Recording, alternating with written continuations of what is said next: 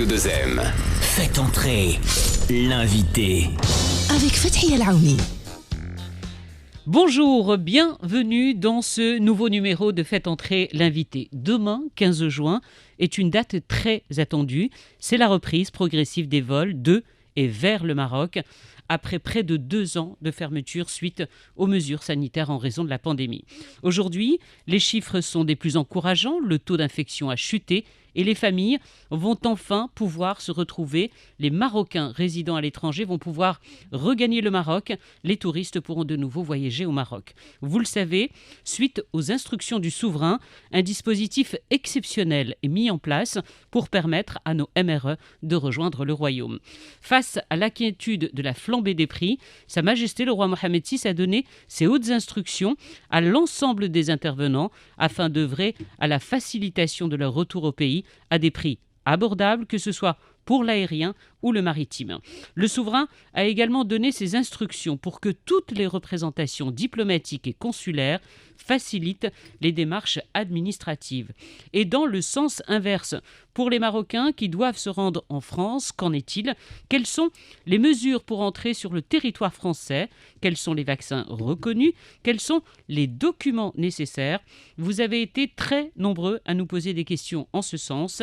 La consule générale de France, Sandrine Lelon-Motta, est avec nous pour y répondre. Bonjour. Bonjour, merci beaucoup de m'avoir invité. Merci à vous d'avoir répondu à notre invitation. Alors, juste à l'attention de nos auditeurs, vous pouvez continuer à nous poser vos questions sur les réseaux sociaux de Radio 2M, Instagram, Twitter et Facebook. Alors, beaucoup de questions qui nécessitent, s'il vous plaît, des réponses des plus claires. Vous savez que cette période a été difficile pour tout le monde, la séparation, et c'est surtout au niveau humain. Cette pandémie nous a beaucoup touchés les uns les autres.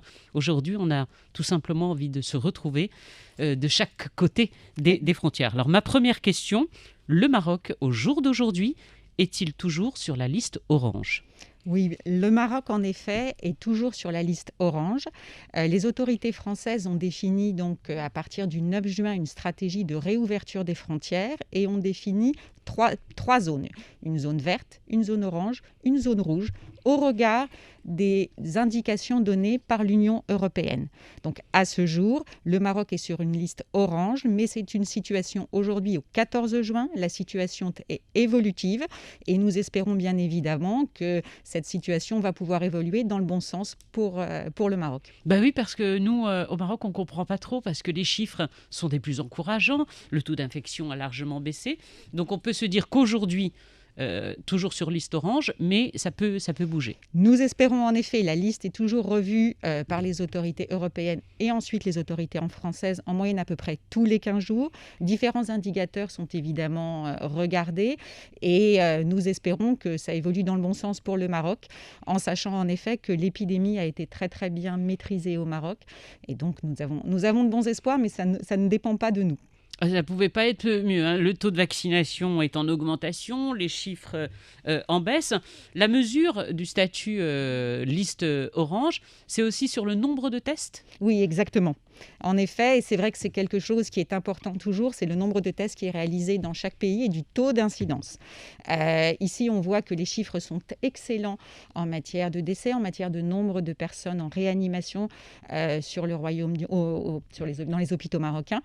Sur le nombre de tests, parfois, il y a peu de tests sont en fait réalisés sur le territoire marocain, et c'est vrai que c'est l'un des critères qui est pris en compte par les autorités européennes.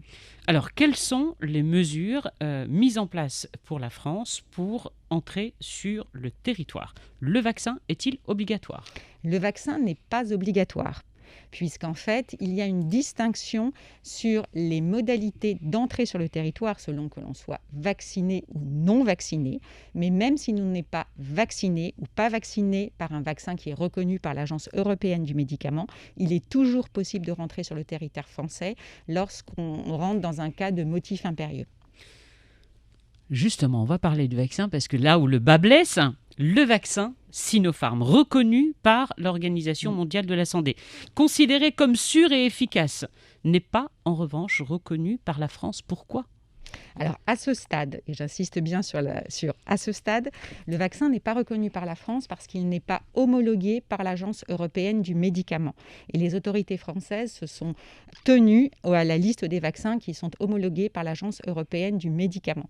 Je suis tout à fait d'accord avec vous, je suis moi-même vaccinée au Sinopharm. Vous êtes vaccinée Sinopharm? Je suis vaccinée Sinopharm, j'ai pu bénéficier, et j'en remercie les autorités marocaines, avec le respect des cibles en matière d'âge, ça vous donnera une idée d'ailleurs de mon âge, avec le Sinopharm. Et donc, je me retrouve aujourd'hui à devoir respecter exactement les mêmes situations. Est-ce que vous pensez que ça va évoluer là aussi? Peu comme la zone orange, est-ce que vous pensez par exemple l'Espagne dans l'Union européenne, elle reconnaît le vaccin Sinopharm. La Grèce également reconnaît le vaccin Sinopharm. Est-ce que vous pensez que la situation peut évoluer et que la France reconnaisse peut-être dans les prochains jours, prochaines semaines, le vaccin? Je pense que la situation française évoluera au regard de l'évolution de la liste qui est reconnue par l'Agence européenne du médicament. Ouais, tout est rattaché en matière de vaccination, oui. Alors, pour tous ceux qui ont un vaccin, un passeport vaccinal Sinopharm, il leur faudra donc un test PCR? Le test PCR est obligatoire dans tous les cas. Même si c'est un autre vaccin? Même si on est vacciné par AstraZeneca, donc l'autre vaccin qui a été utilisé au Maroc, il est toujours nécessaire de procéder à un test, de démontrer un test PCR négatif de moins de 72 heures pour entrer sur le territoire français. Alors, on va en reparler de ces 72 heures parce que c'est important aussi. Alors, la très grande question qui se pose pour de nombreux Marocains, c'est cette histoire de quarantaine. Les voyageurs marocains non vaccinés, puisque vous nous dites qu'AstraZeneca, il n'y a pas de problème, non vaccinés ou avec le vaccin Sinopharm, est-ce qu'ils seront soumis à leur arrivée sur le territoire français à la quarantaine? Alors, ce n'est pas à proprement parler une quarantaine. Il est demandé une période d'auto-isolement de 7 jours dans le lieu que vous souhaitez. C'est quoi la différence entre quarantaine et auto-isolement? Ça veut dire qu'on a le droit de choisir exactement où on sera. C'est-à-dire que je pars en France, j'ai mon test PCR, je peux rester chez ma famille où je veux. Exactement. Ce n'est pas les autorités qui nous donnent une liste. Ce n'est pas les autorités qui décident en disant, vous donnant un hôtel ou en vous disant, vous ne pouvez rentrer que dans ce périmètre. On va où on veut, mais on est soumis. Vous arrivez sur votre lieu de destination, très bien. Votre famille, et là, vous restez pendant 7 jours. 7 jours, très bien. C'est très clair. Et c'est vraiment la volonté. Nous savons bien que nous sommes dans une période très compliquée où la circulation des personnes a été limitée depuis maintenant de très, très nombreux mois, avec un impact très fort sur les familles parce qu'on est loin de ses proches. Je suis moi-même loin de mes enfants depuis début janvier et on a envie de les voir.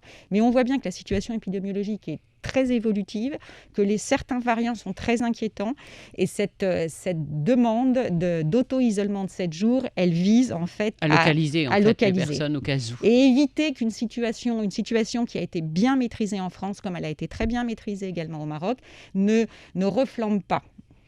Alors, Madame la Consul Générale, une autre question qui vous est posée, cette fois-ci sur les liaisons maritimes.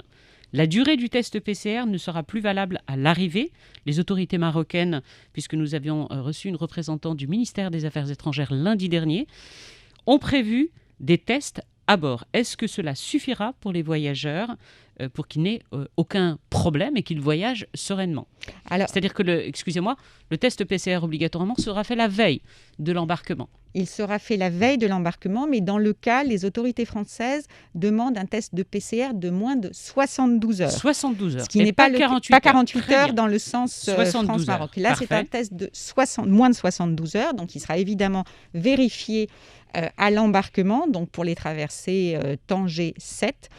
Et il y a sans doute des tests qui peuvent être organisés à bord.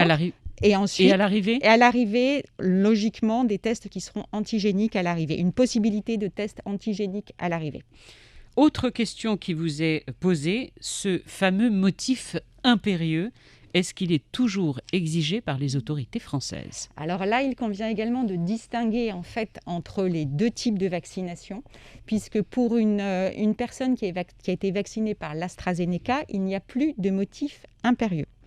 Pour une personne qui est vaccinée Sinopharm ou qui n'est pas encore vaccinée, il y a certains motifs impérieux, en sachant que le fait, par exemple, d'être un ressortissant français ou d'être conjoint de français ou enfant de français est par soi un motif impérieux. Donc il n'y a pas de motif impérieux, en tout cas pour les ressortissants français, pour rentrer sur le territoire national.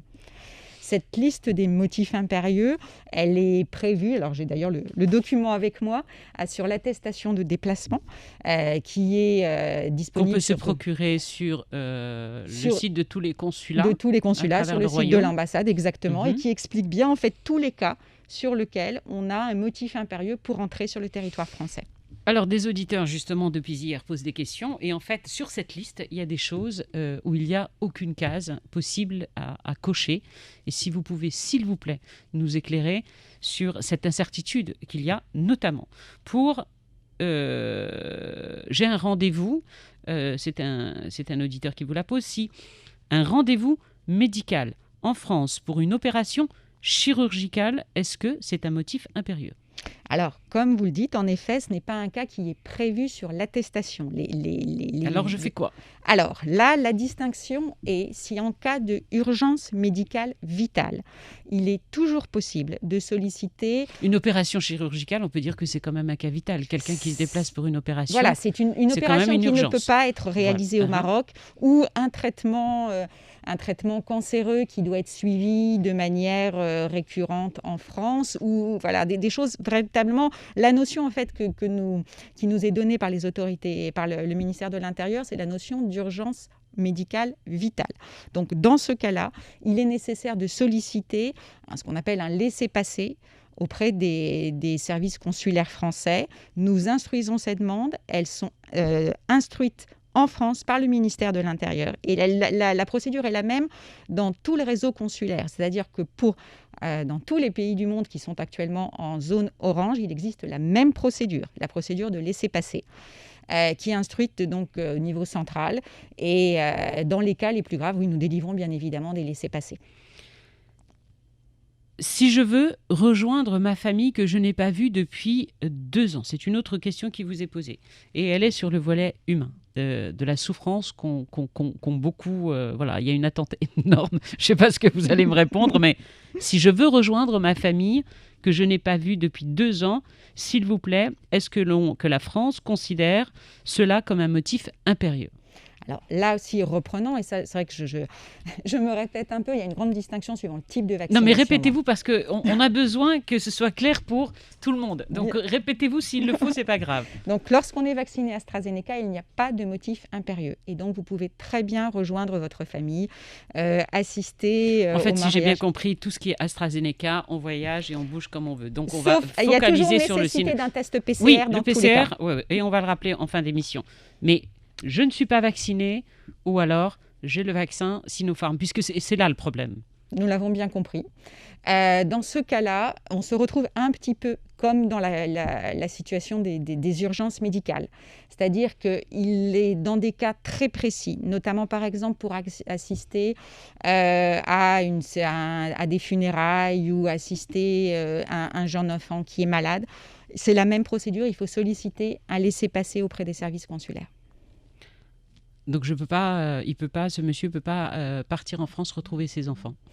Dans le cas à ce stade... En tout cas, ou alors se rendre auprès de son consulat, voilà, et solliciter expliquer la situation. Voilà, expliquer la situation. C'est vrai que nous sommes dans une situation, je qualifierais encore, évolutive, une situation intermédiaire, où les règles, voilà, on essaye tous évoluent au jour le jour, en fait. Évoluent le jour les jours, et on essaye tous d'aller dans le bon sens.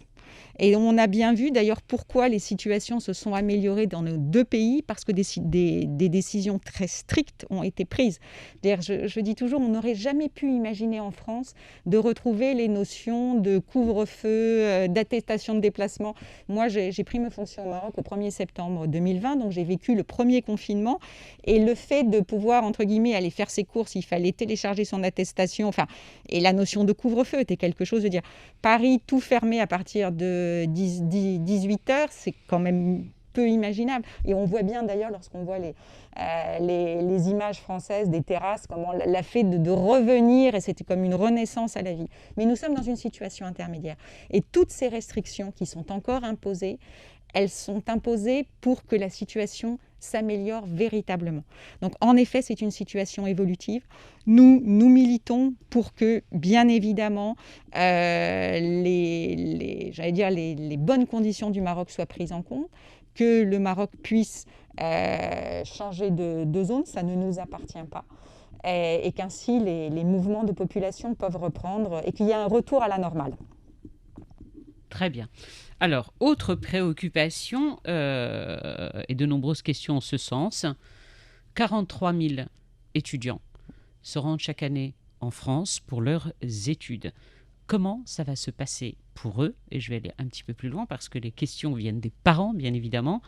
On sait qu'il y a eu un certain aménagement qui a été fait et par les autorités marocaines et par la France pour leur faciliter l'accès au territoire français. Mais là où le bas blesse, en fait, le souci, c'est pour les parents. Un jeune qui va aller s'inscrire a besoin d'un garant, donc des parents qui accompagnent pour son inscription, pour trouver un logement, pour ouvrir son compte bancaire, pour s'inscrire à la Sécu, et j'en passe, et toutes les procédures administratives. Donc, est-ce qu'il va y avoir une facilité pour les étudiants marocains?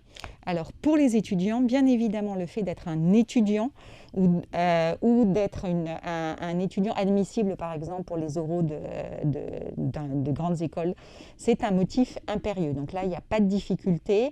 Il y aura simplement le test PCR et la période d'auto-isolement à l'arrivée sur le territoire français.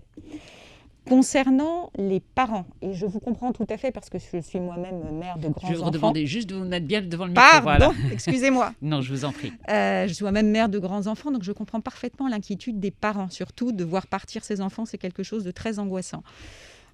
À ce jour, il est plus difficile, en effet, toujours la même différence entre AstraZeneca et Sinopharm ou non vaccinés.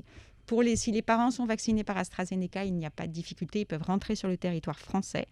Dans le second cas, à ce jour, ce n'est pas considéré comme un motif impérieux. Donc là aussi, le conseil que l'on peut donner aux parents qui se retrouvent dans cette situation-là, c'est de se rendre auprès du consulat le plus proche et de faire la demande avec peut-être des attestations comme quoi l'enfant et voir s'il y a la possibilité d'obtenir ce que vous appelez un laissez-passer. En effet, c'est une possibilité en sachant que pour une urgence médicale, ce sont des cas où en effet il y a de plus fortes chances d'obtenir un laissez-passer. Dans le cas de parents d'étudiants, surtout si les étudiants sont majeurs, ce sera sans doute plus compliqué à l'heure actuelle. Je crois que c'est véritablement le conseil que je peux donner, c'est de toujours suivre en fait l'évolution du cadre réglementaire, l'évolution du Conseil aux voyageurs, de suivre nos sites, aussi bien le site de l'ambassade que le site de tous les consulats généraux de France au Maroc, car nous les mettons à jour. À chaque fois qu'il y a un changement, vous voyez l'attestation par exemple, cette attestation que j'ai sous les yeux, elle a été mise en ligne la semaine dernière parce que c'est l'attestation actuelle. Actualisée. Nous espérons qu'il y ait de nouvelles cases, et dès qu'il y a une nouvelle case, vous la repartagez. On la repartage, et c'est toujours, j'insiste sur le fait qu'il faut toujours s'adresser sur les sites officiels, parce que nous avons les véritables informations, et parfois se méfier de boucles WhatsApp qui tournent, qui ne sont pas toujours les informations les plus à jour. Alors, Madame la Consul Générale, vous avez une autre question concernant, cette fois-ci, les visas. Nous ne parvenons pas à avoir de visa Schengen par la France. Est-ce que la situation sera débloquée dans les prochains jours ? Oui, alors là, nous allons reprendre à partir de demain, 15 juin. Ah, la bonne nouvelle. C'est une grande nouvelle. La délivrance des visas Schengen. Ça va être une reprise progressive de cette délivrance des visas, puisque la délivrance des visas a été suspendue en mars 2020. Donc, nous allons reprendre progressivement.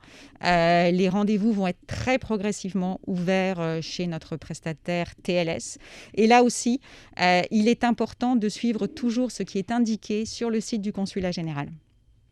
Mais les rendez-vous vont être assez rapide. On va en remettre. Je veux dire, entre guillemets, c'est une. Est-ce que ce sera un petit peu accéléré au vu de la période estivale On va faire en sorte que toutes les choses, voilà, qu'on prenne. Ce ne sera pas des rendez-vous dans un mois, par exemple. On va mettre en place le nombre de rendez-vous, si possible, pour une reprise une reprise de la délivrance générale des visas. Mais en sachant, et ça c'est sur un point sur que j'insiste beaucoup, reprenant vos précédentes questions, qu'il faut bien distinguer le fait de détenir un visa en cours de validité et la possibilité d'entrer sur le territoire français.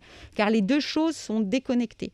Vous pouvez être en possession d'un visa en cours de validité, mais si vous n'êtes pas vacciné avec AstraZeneca, vous ne pouvez pas entrer sur le territoire français, sauf motif impérieux. Alors, le Maroc, suite aux hautes instructions royales, va faciliter le retour au Maroc de ses ressortissants. Qu'en est-il pour la France ? Je parle donc cette fois-ci, puisque nous avons eu également de nombreuses questions en ce sens. Qu'en est-il de vos ressortissants ? Est-ce que les mesures sont les mêmes ? Est-ce que, par exemple, pour les personnes de nationalité française, conjoint marocain, est-ce que le motif impérieux est également obligatoire pour eux ?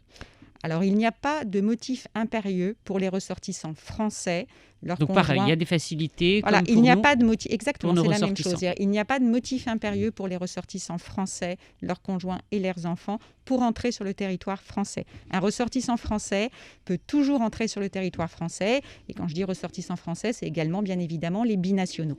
Alors ça, c'est pour le monsieur qui m'a dit que la semaine dernière, je n'avais pas posé la question. Cette fois-ci, j'espère que pour vous, c'est très clair et qu'on y aura répondu, qui demandait pour les conjoints français mariés à un ou une Marocaine, est-ce que ça rentre dans le cadre des motifs impérieux familiaux ? Vous nous répondez que oui.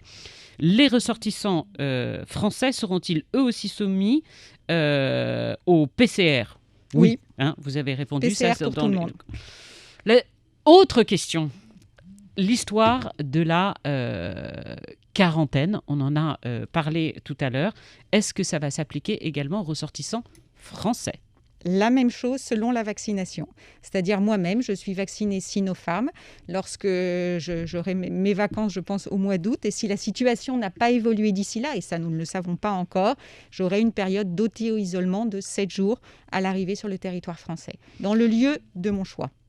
Alors, la dernière question, mais en fait, vous y avez déjà répondu à plusieurs reprises, c'est de nombreux auditeurs qui vous demandent si vous pensez qu'il va y avoir des allègements dans les prochains jours avant le mois de juillet. Bien évidemment, nous l'espérons. Voilà, nous l'espérons. Comme vous l'avez dit au début de cet entretien, on est dans une situation évolutive. Tout est toujours révisé. Et là, je salue évidemment l'excellente gestion de la crise sanitaire par les autorités marocaines. Et donc, nous allons évidemment, auprès de nos autorités, démontrer l'état de la question. Oui, vous remontez régulièrement les informations ? Oui. Bien évidemment. Nous remontons, comme nous avons remonté la période, quand la période a été plus difficile, au mois de novembre-décembre, et ensuite l'amélioration de la maîtrise de l'épidémie en fait, sur le territoire marocain. Combien de Français, je ne me souviens plus du chiffre, combien de ressortissants français vivent sur le territoire marocain actuellement ? Plus de 50 000. 50 000. Plus de 50 000 qui sont inscrits sur le registre des Français établis hors de France. Donc on peut imaginer qu'il y en a un petit peu plus que 50 000. Je vais faire un petit récap et vous me dites si je me trompe. Donc, pour que les choses soient très claires, si vous devez voyager vers la France dans les prochains jours ou durant cet été, à l'heure actuelle, avec les mesures mises en place par la France, le PCR est obligatoire quel que soit votre vaccin. La quarantaine. Moins 72 heures. Oui, 72 heures. PCR de 72 heures. Valable 72 heures. Ou un test antigénique de moins de 48 heures. Voilà. La quarantaine, si vous devez vous rendre en France, il est important que vous sachiez que si vous n'êtes pas vacciné ou si vous avez le vaccin Sinopharm, une quarantaine mais un peu allégée, une quarantaine est obligatoire de 7 jours. Une fois que vous arrivez en France, vous devrez donner une adresse. Ça peut être chez votre famille, chez des amis, mais il y a, comment vous l'appelez ? Auto-isolement. Un auto-isolement. Autre chose importante que vous nous précisez, reprise à partir de demain des visas Schengen, une reprise progressive. Est-ce que j'ai oublié quelque chose d'important ? Non, je ne crois pas, vous êtes parfaite. Merci, c'est gentil. Un dernier conseil pour tous ceux qui nous écoutent? De toujours suivre les sites des consulats, de l'ambassade, parce que c'est l'information officielle. Nous les mettons à jour continuellement. Dès que nous avons quelque chose de nouveau, nous mettons à jour. Et comme je vous dis, ça peut changer. Ça peut évoluer dans le bon sens, que ce soit un passage en zone verte, que ce soit ensuite une reconnaissance du vaccin Sinopharm, qui ne dépend pas de nous, mais qui dépend de l'Agence européenne du médicament, ou un élargissement des cas de motifs impérieux. Il ne me reste plus qu'à croiser les doigts, mais alors très très très très fort, pour que la France décide de reconnaître le vaccin Sinopharm pour faciliter en fait les retours. On parle surtout, comme on l'a dit en introduction, du volet humain, de pouvoir se retrouver les uns les autres. Beaucoup de jeunes sont actuellement de l'autre côté, ont du mal à rentrer, puis des familles pour se retrouver. Vous disiez que vous étiez vous-même dans la même situation. Exactement. Moi aussi, je suis Sinopharm. Nous sommes Sinopharm.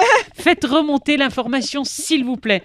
Merci infiniment d'avoir joué le jeu et d'avoir répondu à toutes les questions de nos auditeurs. Je rappelle qu'avec nous, c'était la consul générale de France, Sandrine Lelong-Motta. Merci beaucoup. Merci à vous. Vivre avec vous.